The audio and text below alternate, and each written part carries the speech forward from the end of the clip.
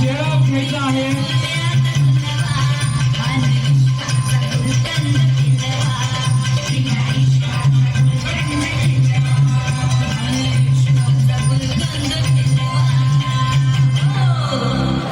धमाकेदार असा परफॉर्मन्सेस झालेला आहे.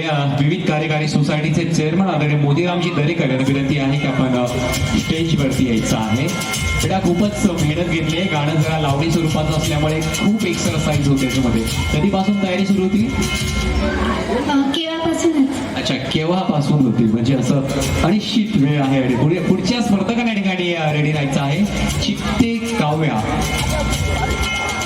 पुढील स्पर्धक पण रेडी आहे. कॅमेरामॅन एक छानसा फोटो.